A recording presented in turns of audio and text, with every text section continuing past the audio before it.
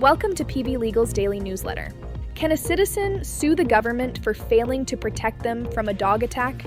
As of today, the answer from the Supreme Court of India is yes. Article 21 of the Constitution now covers your right to walk through a hospital, drop your child at school, or board a train, without the fear of being mauled by a stray dog. That is the constitutional proposition this three-judge bench has just settled. The judgment was delivered on 19th of May 2026 by a bench of Justice Vikram Nath, Justice Sandeep Mehta, who authored the opinion, and Justice N.V. Anjaria. The dispute at its core was this. A group of animal rights organizations and dog feeders wanted the Supreme Court to recall its earlier November 2025 directions that stray dogs picked up from hospitals, schools, bus stands, and railway stations must be confined to shelters, not released back. The court said no. This case has a long history. It started in July 2025, when a two-judge bench took suo motu cognizance of a newspaper report about a child who died from a rabies infection in Delhi. Over the months that followed, the court passed a series of increasingly firm orders, directing removal of strays from institutional premises and banning feeding in open streets. Judgment was reserved in January this year, and today, every one of those recall applications has been dismissed. The numbers in this case are staggering. Dog bite incidents in India rose from 21 lakh in 2022 to over 37 lakh in 2024. The World Health Organization estimates that India accounts for 36% of global rabies deaths, somewhere between 18,000 and 20,000 fatalities every year. Yet reported deaths are just 54. The court called this implementation failure sporadic, underfunded, and uneven. Three questions were before the court. First, does Article 21 impose a positive duty on the state to protect citizens from dog attacks?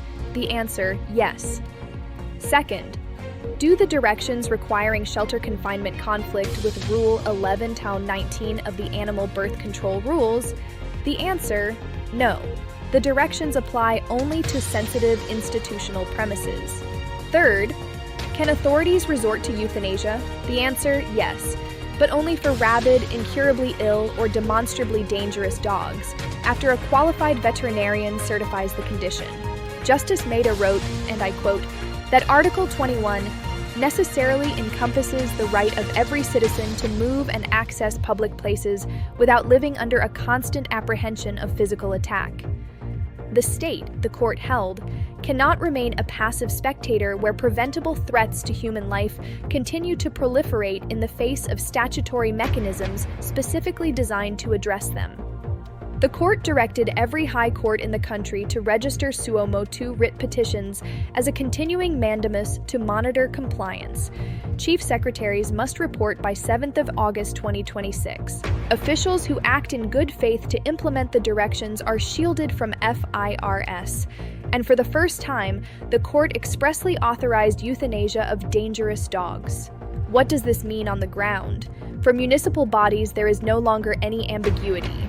Failure to act is now contempt exposure. For animal welfare organizations, the CNVR framework remains alive in residential areas. The battlefield has simply narrowed. And for litigants, this judgment establishes Article 21 as a live basis for public safety petitions against the state wherever preventable harm is allowed to persist. For the full legal analysis, citations, statutory framework, and what practitioners should do next, read PV Legal's daily newsletter. This is your host, signing off for PV Legal's daily newsletter. Stay informed, stay vigilant.